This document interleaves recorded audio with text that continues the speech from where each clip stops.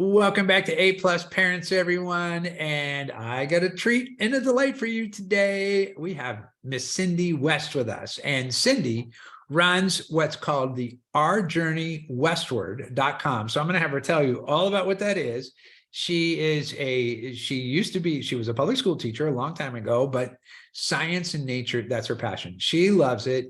She taught elementary school, but that was the thing that really got her. And when she came home to start doing her homeschooling, because she's also a homeschooling mom, then from there, she just continued to do homeschooling, but still had that passion for science and nature. And so she started creating lessons, and she has live classes, and she has her own podcast. So we're going to tell you all about that. In fact, the podcast, you can find her podcast, and we'll have this all in the show notes. So you'll be able to just click right to it and see it. It's called No Sweat Nature Study Podcast. And then she also has the No Sweat Nature Study live classes that you can join either from the site of the No Nature Study, the nosweatnaturestudy.com, or you can go to her main website at ourjourneywestward.com. And if I said any of that wrong, Cindy, let me know. But she's a blog, she writes blogs, and she's got tons of resources for people when it comes to being outdoors, being in nature. And we're going to talk about what she calls the creativity, kind of that creative approach to homeschooling, as well as being out in nature. So first of all, Cindy, welcome. I'm so excited that you're here. It's great to have you. Anything else you want to share with us? Hey, it's very good to be here. Thanks for inviting me. You did beautifully. Our journey westward is something I started probably 15 years ago. And it was a way for me to just do a creative outlet of kind of the school that we were doing at the time. So I call myself an eclectic Charlotte Mason homeschooler who has done unit studies and a little bit of classical and some project-based learning. And that was the place that I shared all of that. It is the place still, I shouldn't say was. When I started it, I just needed that creative outlet. And so there are 15 years worth of creative homeschooling things on top of the curriculum and such that I wrote. Wow. All right. That's awesome. So we were talking right as we got ready to start today, and I was asking you because it was really funny as we were talking about, you have 3 kids, and you said, well, two out of the 3 of them are graduated, right? And I thought, oh no, did something happen to the third one? It just turns out that one's now a sophomore in high school. But when you started, you were still in the public school system, and your daughter was born. She was at home, and you came home for year 2 for her, and never went back to the classroom. So tell us a little bit about what happened leading up to the time that she was going to be, preschool and kindergarten, and what had you decide to keep her home and you stay at home as well? Yeah, that's a great question. So I did go back to teaching when she was born, and every single day while she was sitting in childcare, I just had this tugging on my heart that I needed to be home. And so we made some sacrifices in our home for me to be able to do that. And I knew that we were just going to have the best time through preschool together. And then I would send her to kindergarten, and I would jump right back into the school system. And then kindergarten time came, and I think a couple of things happened. Number one, I was really enjoying being home. And, of course, with the teacher's heart that I already had, we were already doing some school-ish things. And then I met this family at church who homeschooled. And as a public school teacher, I had always been trained to know that homeschoolers were very strange, not well equipped. And I met this family at church, and I realized they are very well equipped, and they're good kids. They're smart kids. And so I told my husband, I wanted to just take a year, just 1 year. Give me the kindergarten year. I can't mess too much up. And that is honestly history, because we got into it. We loved it. I knew what the public school system at that time was turning into. I had seen some pretty ugly things in the classroom. And so it just worked out that 21 years later, I think I'm in my 21st year of homeschooling. Here we are. And it's been wonderful. That is so awesome. What a great story as well. Yeah. So that's so cool. I do ask people this.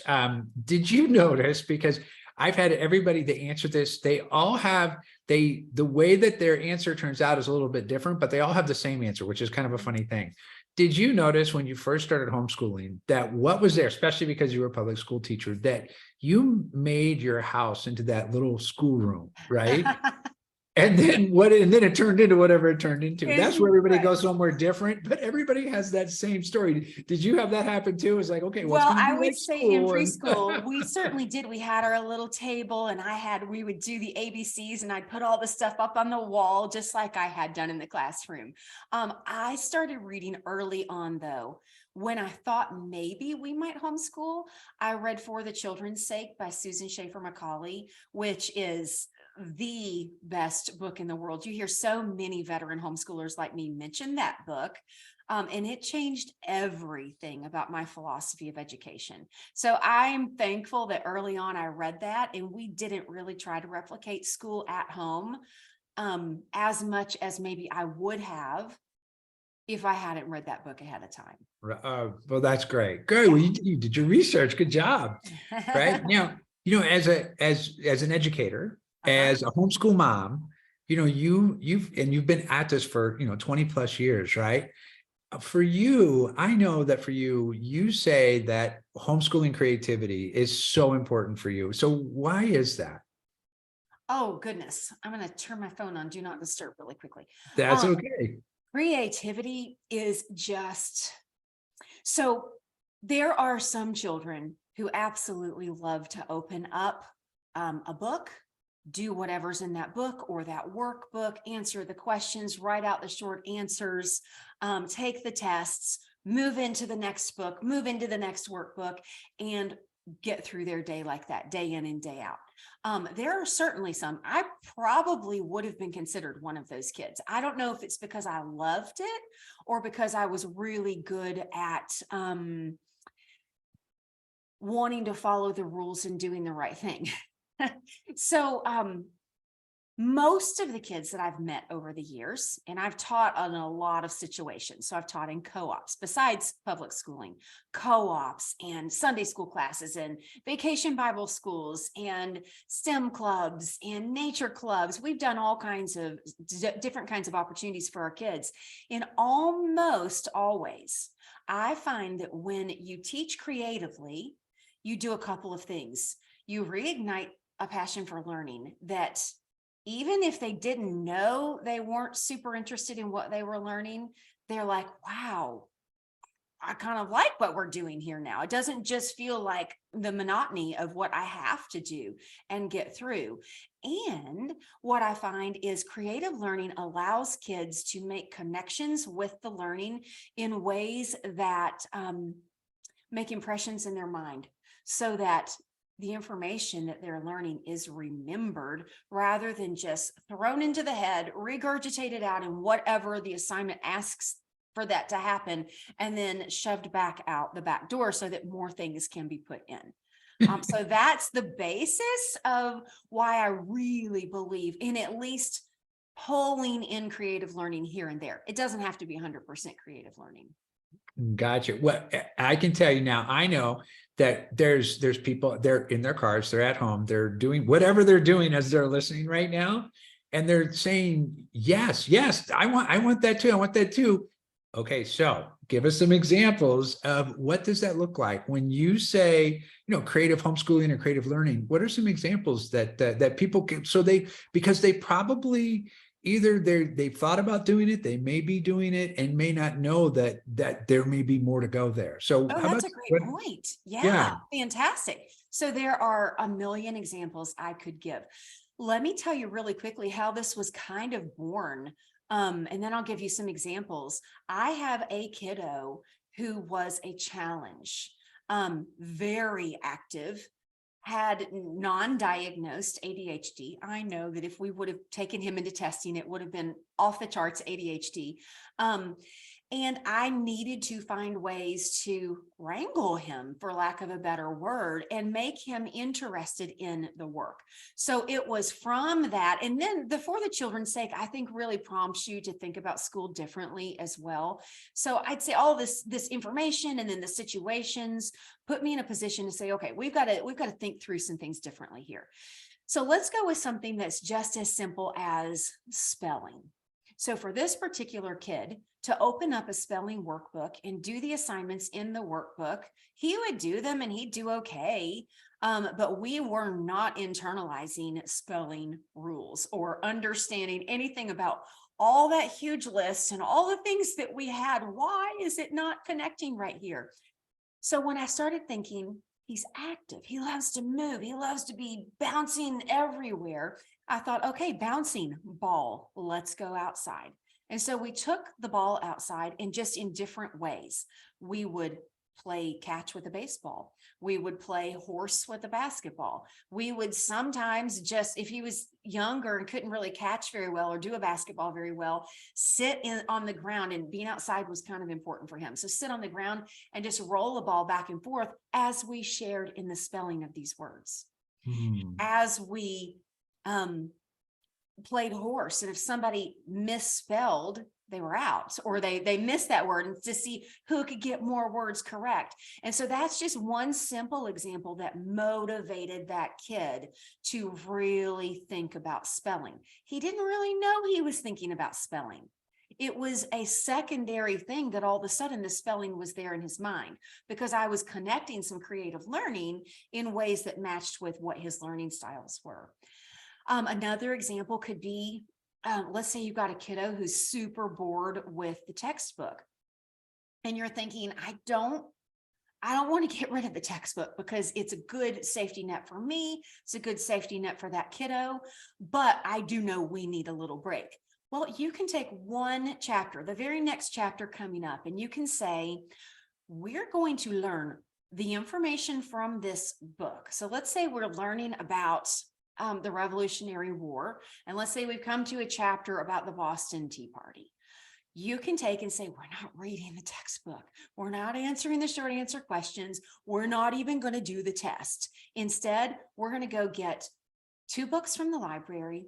We're going to watch a documentary, and I know that this special exhibit is going on at the museum down the road. We're going to go on a field trip, and then we're just going to talk about the Boston Tea Party. We're just going to talk about it, and we're going to consider that chapter done. So that's another way you can pull out creative learning. We could talk and talk and talk and talk. Nature study, honestly, is another form of creative learning. And one of the reasons I latched so hard onto it isn't only because I loved science, but it allowed me to get outside and do something different with the kids. And we were doing significant learning there. So we can talk about more examples if you want, but those are just a few. Absolutely. I get, if people are on your site, and I'm guessing you've got tons of blog posts about this as well, and people can get even more information about examples of creative learning. Is that those things they'll find on your website too, right? Oh yeah, for sure. Now, Okay, I good. haven't Awesome. blogged about everything, but if there's a certain search engine, you just go into the little search bar on my website and type in spelling or unit studies or whatever, and you'll find multiple posts that kind of show you glimpses into some of those things. Oh, that's awesome. Oh, that's so great. Okay. So I have, my two teens, right? I have one that is that my daughter loves the books, and she wants worksheets, and she wants to check the box at the end of the day, say, I got this done, got this done, got this done. And then my son is completely not that, right? He's older, he's a couple years older than her. And that is the last thing he wants to do. And, and he's like, he'll read something, he'll say, well, why am I doing this? I already know. And he'll come back and tell me about what he already knows about it or what he learned. And I ask him where he did that. And he's telling me all these places that he found all this information that were way outside of the textbook. So it's interesting. So, watching my two and just knowing how they are, right?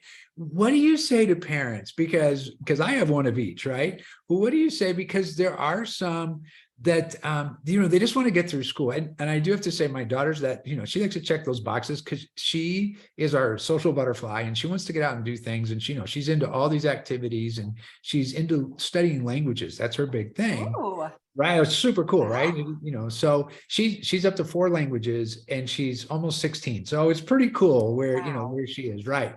But what about for, because there's sometimes parents and kids as well, right? They just want to get through school, right? So how do you still bring in creative homeschooling that would fit in somewhere for them too? Okay, that's a fantastic question.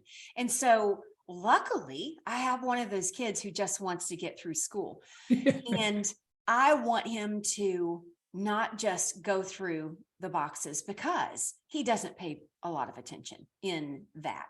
So, and it doesn't, I'm the one I'm currently homeschooling. So we're no secret here. I'm talking about my third kiddo who is almost 16. And if he could just go through, read what he had to do, check the boxes, but he's not internalizing the information. Your daughter, knowing the 4 languages, telling me that she internalizes the information, but he doesn't. I'll say some of it, right? Yeah. Well, so this year, particularly, I decided that I was going to have you're going to go through and check off the boxes and do the things that you're going to do, but the assignments are going to look different. So for instance, right now, we didn't quite get through all of biology last year. We both like the topic of biology. So we really dug in and took our time, which left us with animal studies and human body studies this year. And I didn't want to spend the whole year again. So I thought, okay, instead of reading the next chapters in the book and doing all the regular stuff, you have a project. And your project is multiple fold. So he had, for instance, the first step of the project was create some kind of poster display of every animal taxonomy that you like, all of the different animal groupings. And I want you to take that through to one animal. So at the very end, we see all of the animal classifications and we see how they go through their taxonomy so that one animal's on the bottom. That was the first part. So that was research-based. That was putting together a project that wasn't a short answer essay quiz kind of thing. And he can tell me all of the animal classifications. Okay. So then the second portion of that was, okay, so the main animal classifications that we most often think about are mammals, reptiles, birds, fish, and what else am I missing? What else? Amphibians. And so what I want you to do is I want you to come up with a chart of all of the various characteristics of each one of those, what makes them similar to one another and what makes them different. And so that was the second portion of that. The third portion was I want you to pick one animal from each of these, and I want you to prove that they match where they are and why they match because of the research you've done. And then finally, the last portion that he's working on is, and all of that was poster based, put all this on a poster. The next was choose any animal you want. I don't care. Your favorite animal, an animal you hate, pick an animal. And your job is to go through and create a PowerPoint telling me all kinds of information. And I did give him points, like 10 or 12 different points of things I wanted to know about that animal. So he's in the process of researching this animal for all sorts of things and putting together a PowerPoint that by the end of this week, he will be presenting to us. So in about a month's time, we've done an entire animal study where he knows all kinds of things about animals, and we didn't have to be in the textbook. And yet he's still getting the information. Right. That's awesome. That's really awesome. I love that he's presenting back to you. That to me, that's great. All right. So when you talk about nature study, right? Mm-hmm. Because, for me, it's like, it takes something for me I like to be outside, right? But to get out in nature and I feel sometimes for myself, like there's so many things that I don't know about what I should know about nature that I don't know. And so I might be a little apprehensive about, incorporating that into my homeschool day, right? Yeah. So how do you see, like with nature study, how do you fit that into homeschooling, especially like in creative homeschooling? Yeah. Okay. So you had a lot of really good kind of questions in there that I'll try to address them all. Remind me if there's something I miss. So Absolutely. first, the thing that I like to say, and I probably should trademark this at some point, nature study is science. It is. It is full on science. You're going to learn so much about all the biologies except for the human body. So all kinds of botany, all kinds of animal science. You're going to learn earth and space science, and earth is geology and things like that. You're going to learn chemistry and physics in a roundabout way. If you're thinking about the water cycle, well, there are chemistry and physics principles that go into the water cycle, but the water cycle is very much earth and space, or earth science as well. I guess you could consider that space science too, because we go up into the atmosphere. So nature study is science, and it deserves a spot. If you're interested, it deserves a spot in your science curriculum. And the way we've kind of gotten around that over the years, when you think, well, I don't want to just do nature study, well, then do it once a week or once every 2 weeks or even once a month. And the thing that I tell everybody is, listen, I graduated too, and much, not all, much of our science in the elementary and middle school years was nature study. Of course, we were doing unit studies or textbooks on chemistry or physics, things like light and color and the properties of matter. We were doing all of those. So it wasn't that we were always out in nature study. Sometimes we were a lot if we were doing an animal study or a plant study of some sort. And sometimes it was just once a week while we also had other things going on. Some years we didn't even do it once a week, but the consistency of it, I took those high schoolers into biology, and there was already so much that they knew that was not your typical high school biology, oh no, kind of problems, because we'd already been there and done that and actually experienced it. So nature studies experiential learning or hands-on learning, and something that you probably innately know, hands-on learning is building connections in the brain. And so when our brain has connections in there, especially picture-based connections. So we physically touch something, it's built this cool picture model up in our brain that's there forever for us to reference back to. So it's like giving your kids hands-on learning in science so that when they get to the more abstract stuff, they already have so much pre-knowledge up there that it's just not that hard. And then you asked another question of, how do I do this if I don't feel like I know a whole lot? And that is the biggest question that I hear. And the cool thing is you don't have to know a whole lot. So you can do one of a few things. You can start, if you're going on a nature walk, you can start out with a book. It can be a picture book. It could be a field guide that you read a portion from, and then you can go looking for those things. So you kind of gave yourself some pre-knowledge. Or you can go out, and I like to do I wonder pages. I wonder, which is when we have a question, we just jot it in our nature journal, because I'm never afraid to say, I don't know. I don't know the answer to that. And so we can write those I wonder questions down, bring them back, and then do some research to figure out what we saw or why this happened or whatever the question is. Or the final thing is you can, well, of course you can use nature study curriculum. So all the curriculum that I have written to go out. So I've got a Nature Explorers series and a No Sweat Nature Study digital series. And those, of course, you can go, there's another book called 100+ Creative Nature Walks, which is going to tie in a bunch of other subjects and things to it. So you're not doing the same old in your nature journal all the time. But any of those would give you the pre-knowledge that you need. So you don't have to know anything. And then what I tell people too is, hey, I'm right here and I teach classes to your kids. So you can come and let me teach. And then you guys go out on a nature walk to look for the things that we have learned about together.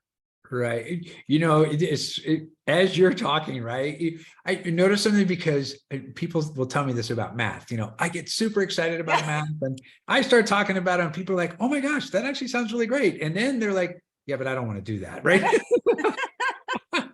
but I can hear the passion you have for what you've created as a curriculum and your classes as well. So, because I'm thinking, well, I'm just going to have my kids take your class, right? Because it's like, and then they can teach me what they're learning about, and then we can go out and then we take those walks from there, which would be really, really awesome, right? So Yeah. tell us a little bit about your live classes. Like, what do you, for people that are come and they're using your programs, what would they expect to see, and what would they see in your live classes too? Okay, sure. So the live classes happen twice a month. And then, of course, they're recorded and put into a video library. So I think at the time of this recording, we have nearly 100 classes in that library. Wow. So the classes are generally intended for 1st through 8th graders. And I try to gear the lessons so that everybody feels like they get something out of it. They're not too hard for the 1st graders, and they're definitely not boring for the 8th graders, unless you have a super duper, like, I am already on a high school path kind of 8th grader. And then that one might be bored. But surprisingly, we will have preschool siblings, high school siblings, and even parents who sit in on the lessons and enjoy it. So what we do is approximately 45 minutes to an hour. I am teaching on a topic, and while I'm teaching, your kiddos, and you, if you want, are creating a nature journal page. And so I try to keep it creative. We're not doing the same old every week. Sometimes we're charting, sometimes we're diagramming, sometimes we're sketching, sometimes we're painting. But in everything, I tell the kids, we're not here for art class, we're here for science class. So the goal of your nature journal page is for you to be able to take that and explain to someone what we just learned about science. So you get whatever drawings or words on your pages that you can, so that you understand as much of the concept as possible. And then from there, there's a supplementary packet that the parents can use to do vocabulary or some of those creative extension ideas. I always give the creative learning ideas in those packets. And I usually, well, almost always give some kind of fun follow-up thing. So for instance, this week we just learned about the fall moons, the autumn full moons. And so, of course, you can't do a full moon lesson without talking about moon phases. And so my suggested follow-up activity for that was go grab some Oreos, use a butter knife, and make the moon phases to reiterate to yourselves what those moon phases are. So my kids love when I suggest snacks for hands-on projects. Absolutely. Yeah, I'm thinking about, okay, so there's the part that I'm taking away from the cookie. I'm eating that part and I got my leftover, and there's my moon phases. I'm good, That's right? right. That's right. And I do reiterate to them, this is going to be a lot of cookies. You must share this with, you must share this project with others. Oh my God, that's so great. That's awesome. Well, I know people are going to want to come in and join it, but maybe one final thing that I want to ask you about, because you've been at this for 20 plus years, right? And you've got, two of yours have graduated. You've got another sophomore that will be graduated in the next few years, next couple of years, right? Yeah. So is there anything that you would tell parents that, because people get stuck along the way, or they're just getting started, but really, like they kind of get going and they get to that place and they're like, I just don't know if either I can do it anymore, if I want to do it anymore. It's kind of like you're like stuck in the trenches, right? And you're like, how do I get out of this? So you have any advice for people, given that you've been at this for, for a little while anyway, right? Yes, just a little while. Yeah, so I like to say, and you've heard this a million times because this is a saying, the days really are long, but the years really are short. And so don't have any regrets. And what that looks like for me is I always went at homeschooling doing the best I could. And if I was giving it the best I could, then I wouldn't have any regrets. Even if I didn't do everything right, even if I was frustrated like crazy for a whole week at one time, or one year just didn't ever seem to click, or I should have used this curriculum with that kiddo or whatever. I was doing the best I could. And so I knew that going in, and I always told myself, I'm going to go forward with this year doing the best I can. And if I make mistakes along the way, I get to correct. I get to self-correct right then and right there. If a curriculum isn't working, okay, we switch the curriculum, or we start pulling out some of that creative learning and skip some of the curriculum. If I'm really struggling with a kiddo, I'm going to go research about what's going on. It's ADHD. All right, how are we going to help some ADHD things? And I'm going to do the best I can for these kiddos. And for me, if I need a break, I'm going to tell my husband, I need a break. And maybe we take off school for a while. Maybe I take those kiddos to the grandparents and say, I don't care what you teach them, but teach them for the next couple of days, or whatever that happens to be. I know that I'm doing the best I can, so that when I turn around, I can be really proud of the finished product. And secondary to that, maybe not secondary, as equally as important, make memories along the way. And if you're consistently making good memories, you'll turn around and you'll have good things to look at in the end. So, and the That's so great. memories can be in those creative homeschooling things too. Absolutely. That's so great. You know, if you're doing the best you can, what else is there, right? Right. Right. I do run across some people sometimes who, I know that they're not giving their all. And I know we go through seasons where we're tired or we're sick or we're just frustrated with homeschooling, and we have those ups and downs, and those are completely normal. But I think that I'm talking more about the person who they just give the kiddos stuff to do. I used to call it busy work when I was teaching in the public school system. I had to keep some of these kids busy, so I just kept piling busy work and busy work and busy work. When in reality, because I only had a few kiddos in my home, I didn't have to give any busy work. I could say, let's go do meaningful things. And if we're done with the meaningful things for the day, go pursue your passions. And let me tell you really quickly about that. So I have a kiddo who loved horses. She had plenty of time to hang out with the horses, to hang out with the vet, to hang out with whomever. Guess what her job is today? With horses. I had another kiddo who loved guitar. I gave him plenty of time to practice guitar, go to those lessons, watch YouTube videos. Guess what he's doing? He's playing guitar. So it's that's part of knowing you're doing your best. Do meaningful things and then let them figure out some of it and go for it themselves too. Oh, I love it. That's so awesome. It is great. And, you know, people know you look at the end of the day, say, I did my best. And if you actually look in the mirror, get eyeball to eyeball with yourself, you're going to know, is that actually true? Right. And it's like, and then you can go back and then you can do, like you just said, like, okay, you know what?